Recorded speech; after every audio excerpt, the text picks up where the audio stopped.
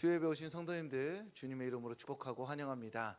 이불 밖은 위험한 이 세상에서 이불 밖에서 교회까지 오신 성도님들 응원합니다. 잘 오셨습니다.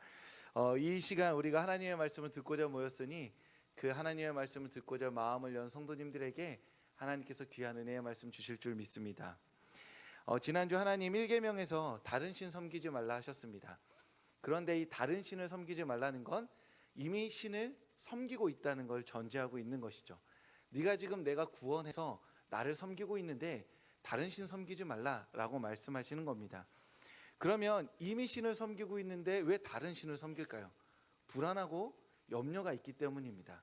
그 불안과 염려가 지금 믿고 있는 신으로는 해소가 안 되니 다른 신에게 다른 지푸라기를 잡고자 하는 마음으로 삐져나가는 잘못된 현상이라고 말씀하고 계신 것이죠. 아마 예수님을 믿고 나서 다른 종교나 다른 어떤 종교 생활 같은 거에 가보신 적이 있으신지 모르겠습니다. 제가 고등학교 때 불교 고등학교를 나왔습니다. 가고 싶어 간 게 아니라 뺑뺑이로 갔거든요. 그때 이제 예수 열심히 믿는 마음으로 딱 갔는데 그때 아직도 생각이 나요. 아, 불교 안 믿길 잘했다. 그러니까 구원받는 어떤 그런 신앙 이런 거 말고 거기에서 이제 처음에 가면 반야심경을 외워요. 그러니까 왜 외우는지도 모르겠고 무슨 뜻인지도 모르겠는데 아무튼 그때부터 이렇게 리듬을 맞춰줍니다. 왜냐하면 의미를 모르고 외워야 되기 때문에 리듬이 있어야 되거든요. 그래서 지금 이 자리에서 할 수는 없으니까 다다다다나나나나 이렇게 가여서 나나나나 뭐 이렇게 쭉 이렇게 리듬이 있거든요. 기억하시면 그러니까 아직도 기억이 나요. 의미는 하나도 모릅니다. 근데 그 리듬이 있으면서 고등학교 때 저도 모르게 절로 이렇게 약간 리듬 타면서 지금 막 하고 싶네요. 왠지 모르게 하면 안 되는데 그렇습니다. 뭐냐 하면 내가 종교를 갖고 있잖아요. 신앙 이런 거 일단 빼고요. 그러면 타 종교로 넘어가는 게 진짜 힘듭니다. 왜냐하면 맨정신으로 넘어가기 힘든 게 우리가 지금 사도신경 주기도문 외우고 있는데 기껏 한 10년 들여서 다 외웠어요. 근데 불교로 넘어가면 이제 반야심경을 외워야 되는 거예요. 그럼 나이도 있고 머리도 잘 안 돌아가는데 뭔 뜻인지도 모르고 쓸 줄도 모르는 그 한자를 계속 따따따따 외우면서 저를 또 좀 신앙이 좀 있으려면 불교 신앙이 좀 있으려면 또 한 100보 정도는 또 해야 되잖아요. 3000배 뭐 이런 거. 그건 보통 일이 아닙니다. 무릎도 아프고 고관절도 아픈데 우스갯소리로 말씀드렸지만 종교에서 종교로 넘어가는 거, 타 종교로 이렇게 이동하는 것이 맨정신으로는 불가능한 거예요. 그러면 내가 믿고 있는 이 종교에서 다른 종교로 넘어가게 할 만큼 내 인생에 강력한 타격이 있어야 되는데 그게 바로 불안과 염려라는 겁니다. 그래서 내가 지금 믿고 있는 신이 나의 불안과 염려를 해소해 주지 못하니 마음이 자꾸 이곳저곳에 쏠리게 되고 쏠리다가 그 빈틈을 찌르고 들어오는 타종교의 어떤 요격에 마음이 무너지면서 타종교로 넘어가게 된다라는 것이죠. 그런 의미에서 하나님께서 불안과 염려가 다른 신을 섬기게 하는 근원적인 마음의 상태이기 때문에 불안과 염려가 있을 때 더욱 하나님을 섬기라 라고 말씀해 주고 계신 것입니다. 불안과 염려 안에서 우리가 마음이 무너져 내릴 때 그래서 하나님이 정말 이 불안과 염려를 해소해 주실 수 있는 분이신가? 내 마음의 걱정과 이 요동치는 마음들을 하나님의 능력으로 붙잡아 주시는 분이신가? 라고 질문이 들 때 우리는 한 번 더 용기 내어 하나님께 나올 수 있어야 한다는 것이죠. 오늘도 여전히 우리의 삶은 불안과 염려로 가득 차 있습니다. 저도 말씀드릴 수 없지만 불안과 염려가 있지요. 이 불안과 염려를 가지고 이 자리 가운데 나온 성도님들을 주님의 이름으로 축복합니다. 용기 내어 나온 그 마음, 주님께 꺼내놓고자 하는 그 용기를 하나님께서 보시고 평안과 기쁨으로 인도해 주실 줄 믿습니다. 오늘 이 두 번째 계명이 있습니다. 오늘 두 번째 계명 방금 읽었지만 우리 한 번 더 4절부터 6절까지를 한 번 더 읽어보도록 하겠습니다. 시작. 너를 위하여 새긴 우상을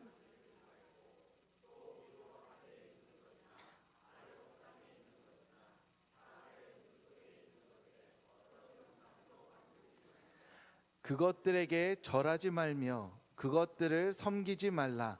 나 내 하나님 여호와는 질투하는 하나님인즉 나를 미워하는 자의 죄를 갚되 아버지로부터 아들에게로 3, 4대까지 이르게 하거니와 나를 사랑하고 내 계명을 지키는 자에게는 1000대까지 은혜를 베푸느니라.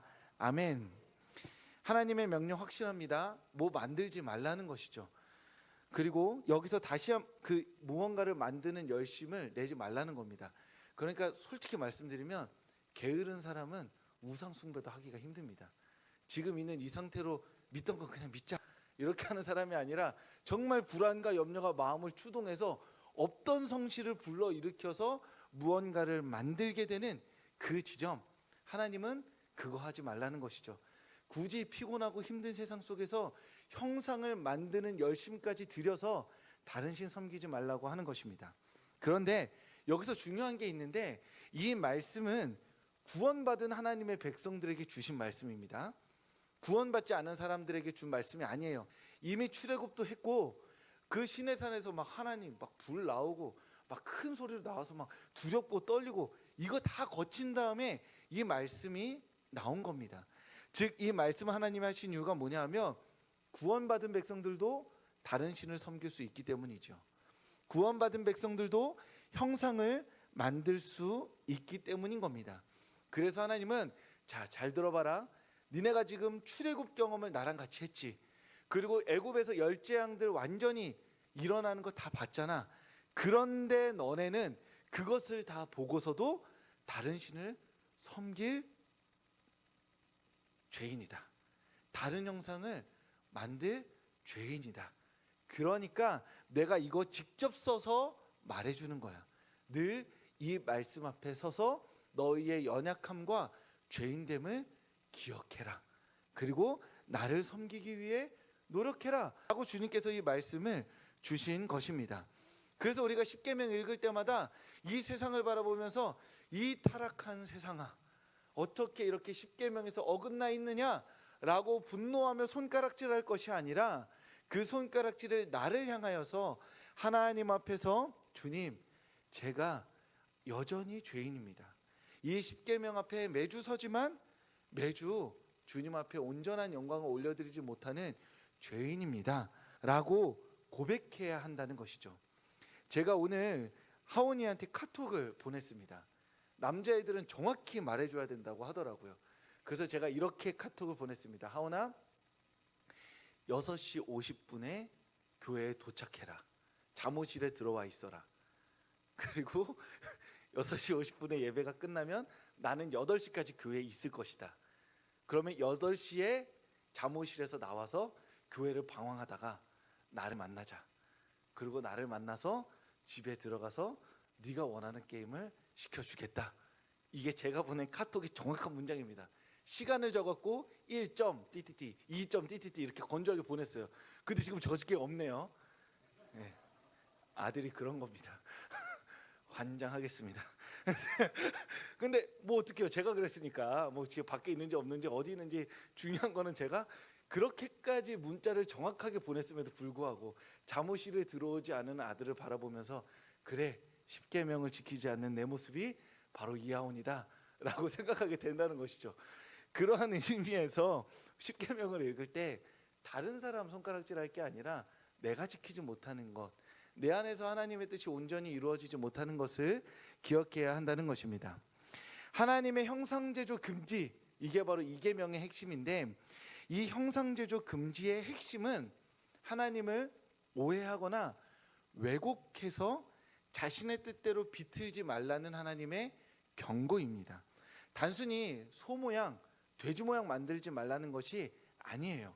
소 모양, 돼지 모양 만들지 말라는 것이 아니라 내가 하나님의 형상이라는 것을 상상력으로 탁 떠올릴 때 내 문화권 안에서 내가 가진 교육과 내 상상력의 한계 안에서 하나님을 고정하고 그렇게 고착화시키거든요.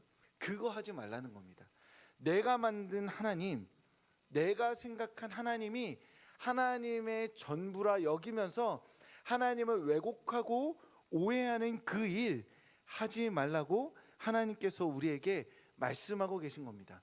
그래서 우리가 지금 여기에서 하나님께서 이 계명으로 형상을 만들지 말라고 하셨습니다 라고 했을 때 우리가 우리의 삶을 돌아보면서 맞아, 나는 하나님의 형상을 만든 적이 한 번도 없어 라고 말하면서 나는 죄를 지은 적이 없구나 라고 말하면 틀렸다는 것이죠. 내가 믿는 하나님, 내가 교육받은 하나님, 내가 배우고 익힌 그 하나님을 하나님의 전부라 여기고 그 네모나게 만든 하나님의 틀 바깥에 있는 모든 것을 향해서 하나님이 아니라고 선언했던 그 모든 교만이 제2계명 형상화하지 말라는 계명을 어긴 것이 되는 것입니다. 우리가 겸손하지 않게 나의 하나님을 이 세상의 하나님, 성경의 하나님으로 고정시키고 다른 세상을 향하여서 그 모든 하나님의 고백들을 잘라내버리며 그 모든 하나님의 고백에 침묵시키는 행위, 그게 바로 형상제조 금지를 어긴 것이 되는 겁니다. 최근에 대선이 있었으니까 쉽게 말씀드리면 어떤 분들은 A가 되면 하나님의 뜻이 이루어진다고 생각합니다. 그리고 B가 되면 하나님의 뜻이 이루어지지 않는다고 생각하죠. 혹시 오해하실 수도 있으니까 바꿔서 또 얘기할게요. A가 안 되면 헷갈리니까 안 하겠습니다. 아무튼지 간에 둘 중에 하나가 되면 계속 헷갈려요. 그렇게 생각하는 거예요. 왜요? 내가 믿는 하나님의 뜻은 이러저러한데 A가 그 뜻을 대리하는 것처럼 보여요. 그러니까 A가 돼야 되는 거예요. B가 돼야 되는 겁니다. 그런데 그 둘 중에 한 명이 안 되면 하나님의 뜻이 어그러진 거예요. 하나님의 심판이 지금 아마겟돈처럼 우리나라에 임하고 있는 겁니다. 그래서 세상이 망했네, 한국을 떠나네, 한국이 실내 만회하게 된다는 것이죠. 그런데 이것과 똑같은 일이 지난 대선에도 있었습니다. 기억나시죠? 그때도 그 윤석열 대통령이 됐을 때 그를 지지하지 않던 사람들은 나라가 망했다고 했어요. 그런데 그 똑같은 고백을 그 전 대선 때도 했습니다. 그 전 대선 때도 했어요. 그 전전에도 했습니다. 그런데 잘 돌아보세요. 대한민국은 5년을 다스리는 그 한 사람 때문에 지금 여기까지 온 게 아닙니다. 하나님께서 이 대한민국의 역사를 전체를 하나님의 시선으로 위에서 아래로 조망해 보면 이렇게 표현할 수 있어요. 5년짜리들 때문에 하나님의 뜻이 어그러진 적은 단 한 번도 없습니다. 하나님의 거룩한 뜻은 이 나라에 시작되고 나서부터 오늘까지 선한 길로 인도하여 주셔서 오늘 이 자리까지 온 것이에요. 우리는 시야가 너무 좁아서 우리가 머물고 있는 이 5년에 하나님의 뜻이 이루어지네 마네 하지만 하나님의 역사는 이 땅 가운데 하나님의 뜻이 시작된 이후부터 한 번도 꺾인 적이 없이 계속해서 성취해 나가는 대한민국의 역사라는 것입니다. 그런데 우리는 그 하나님의 긴 역사를 보지 못하고 오로지 5년 그 한순간만을 보기 때문에 내가 만든 하나님, 내가 형성한 하나님을 바라보면서 하나님, 이번 5년은 하나님이 우리를 버리신 시간입니다. 하나님 우리를 거두신 시간입니다 라고 각자 동상이몽으로 이 역사를 바라보고 계신 것이죠. 그런데 그리스도인은 그 누가 대통령이 되든 그 누가 집권하든 그 누가 어떠한 정책을 통해서 이 나라를 이끌어가든 한 가지 확신이 있는데 하나님은 선하십니다. 그 선하신 하나님이 대한민국을 이끌고 가고 계십니다. 그래서 그 무수히 많은 역사의 변곡점들 앞에서 오늘날까지 이 나라를 이끌어 오셨기 때문에 여전히 하나님께서 이 나라를 이끌어가고 계실 줄 믿습니다. 그러니 우리의 이 좁고 얕은 시선으로는 하나님이 안 계신 것처럼 보이고 하나님이 계신 것처럼 보이는데 이 롤러코스터를 그만 타고 하나님의 시선으로 이 역사를 바라보며 이 나라와 민족을 축복하며 기도하는 그리스도인 되게 하여 주시옵소서라고 기도할 수 있어야 한다는 것이죠. 우리는 하나님의 형상을 너무나 쉽게 만듭니다. 다른 이의 신앙을 보면서, 다른 이의 가정을 보면서, 다른 이의 젓가락질을 보면서까지도 그 교육과 상황을 보면서까지 우리는 거기에다가 내가 믿는 하나님을 갖다 부어서 그 사람을 정죄하고 판단하기에 급급한 사람들이라는 것이죠. 하나님은 네가 만든 그 형상 가지고 다른 사람들 심판하며 정죄하는 거 그만하라 말씀하고 계신 것입니다. 그러면 우리가 묻게 되죠. 그러면 하나님 누구신가요? 왜곡과 오해를 그치고 내 마음대로 해석해서 다른 사람들을 정죄하는 거 그치고, 그러면 하나님 누구신지 저에게 말씀해 주세요 라고 묻게 되는 겁니다. 그래서 하나님은 오늘 10계명 2계명에서 하나님이 누구신지를 구체적으로 정확히 말씀해 주셨습니다. 우리 5절 말씀 함께 읽도록 하겠습니다. 시작. 그것들에게 절하지 말며 그것들을 섬기지 말라. 나 내 하나님 여호와는 질투하는 하나님인즉 나를 미워하는 자의 죄를 갚되 아버지로부터 아들에게로 3, 4대까지 이르게 하거니와. 아멘. 하나님께서 직접 말씀하셨습니다. 성경 전체를 통해 하나님이 누구신지 우리가 알아갈 수 있겠지만 10계명 안에서 너 형상 만들지 마 라고 말하면, 그러면 하나님 누구신데요 묻는 사람들에게 나는 질투하는 하나님이야 라고 정확히 이야기해 주셨습니다. 다른 건 모르겠는데 질투하는 하나님인 걸 기억하고 그 하나님을 예배하고 섬기라고 주님께서 말씀해 주신 것이죠. 우리는 종종 하나님을 떠올릴 때 사랑의 하나님을 떠올리기 쉽습니다. 하나님은 우리를 용서하시고 은혜를 베푸셔서 내가 바깥에서 어디 친구한테 맞고 들어오면 아팠지, 힘들었지 하면서 안아주시는 하나님, 연고 발라주시는 하나님으로 생각하시는 것이죠. 설령 내가 먼저 그 친구 선빵을 때렸다가 내가 이길 줄 알고 선빵을 때렸는데 그 친구가 나보다 세서 더 얻어 터지고 와도 하나님한테 하나님 저 맞고 왔어요 하면 하나님이 야 내가 너 선빵 때린 거 아는데 그래도 네가 더 많이 맞았으니까 그래 한번 보듬어 줄게 라고 우리는 하나님을 생각한다는 것이죠.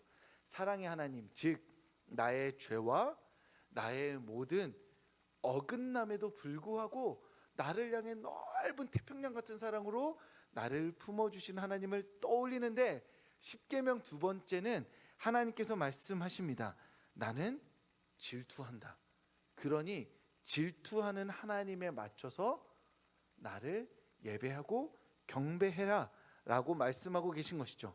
그러면 여기서 질투하는 하나님 어떤 분일까요? 이 질투라는 게 어떤 것일까요? 성경에서 질투는 강한 열정이 있는 것을 의미합니다.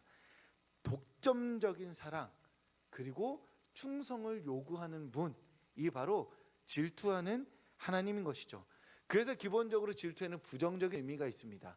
그리고 연인 사이에서 많이 사용되는 단어이죠. 나와 내가 연인이 되는 순간 너는 나에게 독점적이고 배타적인 사랑을 갖다 바쳐야 된다. 그리고 나도 너에게 이 사랑을 갖다 바치겠다. 이게 연인의 계약입니다. 이 계약이 깨어지면 나는 너에게 화를 내고 분노하고 그 분노에 따라서 심판을 집행할 것이다. 우리 헤어져가 되는 것이죠. 그러니까 우리가 헤어지고 싶지 않다면 너는 나에게 사랑과 충성을 보여라 라는 것이 질투가 가진 요구인 것입니다. 내가 너에게 질투하는 이유는 우리 관계가 특별하기 때문이죠. 다른 사람이 어떻게 살든 상관없는 이유는 그 사람과 내가 특별하지 않기 때문입니다. 특별한 관계에서 생겨나는 질투, 그것이 하나님께서 말씀하시는 질투하는 하나님인 것이죠. 내가 너를 지었고 내가 너를 구원하였는데 이 구원에 합당하게 나에게 사랑과 찬양과 영광과 충성을 바쳐야 하는데 그것을 바치지 않을 때 나는 분노한다 라고 말씀하고 계신 것입니다. 사람에게는 이 질투가 대부분 부정적인 결과로 나타나게 됩니다. 너무 많이 질투하게 되면 그 사람을 인정하거나 존중해 주지 못하고 내가 가진 기준과 틀 가운데서 내가 바라는 사랑과 독점적 충성을 네가 바치지 못하였으니 너는 유죄, 그래서 심판, 우리 헤어져 라고 결론을 내버리게 되어 있습니다. 왜냐하면 자기중심적이기 때문이죠. 내가 바라는 그 질투의 그 크기가 나만의 크기라는 걸 생각하지 못하는 겁니다. 우리 각자는 다 마음의 그릇이 다르고 받은 교육이 다르고 삶의 환경이 다른데, 그래서 우리가 연인이 되면 우리 모두가 다 1부터 100까지 동일하게 질투할 것이라 생각하는 것이죠. 아니 어떻게 연락 안 하고 잠들 수 있어? 잘 자라는 카톡을 안 하고 자는 것이 과연 사랑인 것인가? 라고 토론 주제로 나오면 야, 피곤하면 잘 수도 있지. 아니야, 피곤해도 사랑한다고 말하고 잘 자라고 말하고 자는 게 사랑이야 라고 말하면 어떻게 될까요? 헤어지는 겁니다. 네. 근데 이게 맞으면 서로 행복하고 짝짝꿍 하는 거예요. 또는 그래, 내가 잘못했어, 이 세상 만사 다 내 잘못이니까 오케이, 앞으로 사랑하고 잘게. 이러면 천생연분이 돼서 사랑하게 되는 겁니다. 천생연분은 서로의 질투의 기준을 맞춰주는 사이가 아니라 그 질투를 한 명이 견디는 것이 천생연분이라고 저는 생각하고 살아가고 있습니다. 저는 다 맞춰주고 있으니까요. 예. 질투라는 게 그런 것이죠. 그런데 하나님의 질투는 조금 다릅니다. 그렇게 왜곡되어져서 다른 사람을 올가매고 어떤 의미에서는 그 사람의 존재를 죽이는 방식으로 드러나는 질투가 아니라는 것이죠. 앞서 말씀드렸듯 하나님의 질투는 하나님과 우리의 특별한 관계 안에서 이루어지는 일인데, 우리는 하나님께서 우리를 지으셨고 지으신 목적이 찬양과 영광을 돌리기 위해서 지으셨습니다. 이게 진리이지요. 그래서 우리가 하나님께 찬양과 영광을 올려드리지 않으면 하나님께서 질투가 나시는 겁니다. 하나님께 돌려야 할 영광과 찬양과 사랑이 다른 곳으로 가기 때문에 하나님께서 질투하시는 겁니다. 이 얘기를 들으면 일단 기본적으로 기분이 나빠야 됩니다. 왜요? 나의 자유가 빼앗긴 것 같아서. 내가 그러면 하나님을 찬양하는 도구야? 그러니까 나는 기쁨조야? 탬버린이야? 라고 고백해버리면 나는 그럼 어떤 존재이지? 라고 묻게 되는 것이죠. 그런데 이 이야기에서 굉장히 중요한 핵심은 무엇이냐 하면, 하나님이 이 세상을 지으셨죠. 하나님이 지으시기 전까지 이 세상은 없었습니다. 하나님은 이 세상을 지으시면서 이 온 세계 안에 하나님의 존재의 풍성함을 심어 놓으셨습니다. 그래서 이런 거예요. 일몰을 보면서 아름답다 라고 우리가 교육받지 않았는데 그렇게 고백해버립니다. 그렇게 될 때 그 아름다움이 어디서 오는 거냐면 일몰의 색깔에서 오는 게 아니라 이 아름다움을 만드신 창조주의 탁월함에 감탄하는 겁니다. 일몰의 색깔에 감탄하는 게 아니에요. 그 일몰 너머에 있는 창조주의 탁월함에 이렇게 감탄하는 것이기 때문에 우리는 그 하나님을 영화롭게 하고 있는 것이죠. 그런데 이 모든 창조물에서 하나님의 존재의 풍성함을 담아 두셨고 그것을 맛보고 누리라고 이문순을 창조한 겁니다. 하나님이 이 세상 최고의 가치예요. 이 세상 어떤 것보다 귀한 크고 놀라운 아름다움입니다.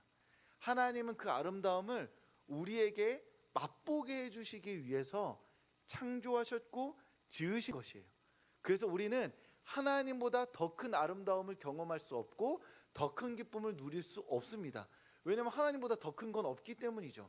그래서 우리가 하나님을 억지로 찬양하거나 억지로 영광 돌리는 것이 아니라 이 세상 끝까지 다 다녀봐도, 이 세상에 좋은 거 다 경험해봐도 하나님보다 큰 것이 없기 때문에, 하나님보다 아름다운 것이 없기 때문에 그 하나님을 진정 기쁘게 진정 감사하며 찬양과 영광을 올려드리는 것이죠. 하나님은 그것을 우리에게 선물로 주신 겁니다. 이것이 기독교의 이야기예요. 하나님은 우리에게 무엇을 선물로 주셨냐? 하나님을 선물로 주셨습니다. 네가 누릴 수 있는, 피조물로서 누릴 수 있는 가장 크고 가장 탁월하며 가장 놀라운 아름다움, 그것이 바로 나다. 내 안에서 그 영원한 기쁨을 누리며 살아가라 라고 우리를 지으신 것이죠. 우리는 그 선물을 받은 존재입니다. 그리고 구원을 받아 그 선물을 더욱 영화롭게 하기 위한 그 우리의 존재에 책임을 다해야 하는 사람들인데, 그 찬양과 영광을 하나님이 아닌 다른 것으로 돌려버리면 하나님께서 질투하시게 된다는 겁니다. 그런 의미에서 우리는 그 질투하시는 하나님을 늘 염두에 두며 그 하나님을 경외해야 하는 것이죠. 두렵고 떨림으로 말미암아 그 하나님을 찬양하고 예배해야 한다는 겁니다. 우리가 하나님을 생각할 때, 맞아요, 우리가 예배에 나올 때 하나님 질투하신 하나님, 내 온 모든 것을 들여서 찬양받기 합당하신 분인데 그렇게 하지 못할 때 우리에게 하나님의 뜻대로 행동하시는 하나님, 그분을 머릿속에 염두에 두시고 늘 예배 자리에 나오시는 성도님들 되시길 소망합니다.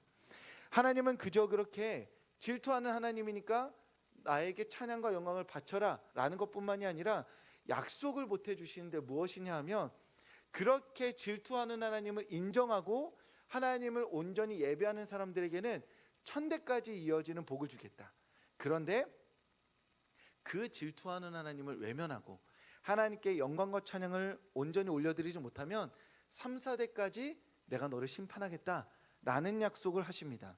고대근동에서 3, 4대는 한 세대입니다. 한 세대. 할아버지, 아버지, 그리고 손자까지. 할아버지를 기준으로 하면 3대가 기본적으로 살아있으니, 한 가정에 머물러 있으니 3, 4대라는 거는 우리 얼핏 생각해보면 한 3, 400년까지 혼내실 것 같은데 그게 아니라 지금 하나님으로부터 이탈되어서 너의 사랑을 다른 존재에게 드리는 이 가정이 무너지게 될 것이다. 그게 하나님의 심판인 겁니다. 왜일까요? 그 당대의 고대근동의 신들은 농경사회 안에서 비를 부르기 위해서 음란하고 타락하고 퇴폐적인 제사 방식들을 사용했습니다. 그래서 만약 한 가정의 가장이 음란하고 퇴폐적인 신에게 가서 음란하고 퇴폐적인 제사를 드려요. 그러면 집에 돌아와서 그 윤리적이고 도덕적인 삶을 살 수 있을까요? 그렇지 않죠. 내가 섬기는 신을 닮아가게 되어 있습니다. 그 사람에게 무너진 도덕과 윤리 안에서 그는 그 가정을 통치하고 다스릴 수밖에 없는 것이고, 그 가정에서 도덕적이지도 윤리적이지도 않은 퇴폐적이고 음란한 신이 되어서 그 가정을 다스리면 그 가정이 무너져 내리게 된다는 겁니다. 하나님의 심판은 너 우상 숭배해? 옳지. 오늘 우상 숭배하다가 돌아오는 길에 자빠져서 이빨 2개 나갈 거다. 그래서 너는 음식을 먹지 못하게 될 것이고 그래서 살이 빠지게 될 거야. 이런 식으로 쪼잔하게 뒤에 쫄쫄쫄 쫓아다니면서 다리 거는 하나님이 아니시라는 거예요. 네가 우상을 선택하는 순간 심판은 시작되는데, 네가 사랑해야 할 아내, 네가 아껴줘야 할 아들에게, 그래서 하나님이 주신 그 가정에 왜곡되고 오해된 너의 삶의 가치관들을 불어넣어줘서 너의 가정은 무너지게 될 것이고, 무너진 이후에서야 내가 하나님을 떠나서 하나님의 말씀에 순종하지 않아서 내 욕심과 이기심으로 행동해서 우리 가정이 하나님의 심판을 받았구나 라는 걸 깨닫게 될 것이라는 겁니다. 그래서 우리가 하나님을 예배할 때 하나님에게 기대하는 것이 무엇이냐면, 하나님 10계명을 지키겠습니다. 하나님이 말씀하신 윤리와 도덕으로 보이는 이 모든 것들 진실하게 지켜나가겠습니다. 그러니 저와 함께하여 주시고 이렇게 신실하게 살아가는 삶 가운데 복을 더하여 주시옵소서라고 기대하며 하나님께 예배해야 한다는 것이죠. 그리고 동시에 하나님은 약속을 해주시는데 1000대까지 복을 주겠다 말씀하십니다. 이 1000대가 우리가 그냥 아무렇지 않게 생각해보면 와 이렇게 되게 길겠다 생각하는데, 한 대가 30년으로 치면 1000대면 몇 년이죠? 아무튼 그렇게 엄청 길어요. 그래서 우리 다 문과니까 잘 모르는 걸로 하고 한 3만 년쯤 된다고 합시다. 그러면 3만 년이면 지금부터 언제예요? 끝이 없어요. 예수님 뒤에요. 아브라함 다윗 더 뒤입니다. 3만 년이면.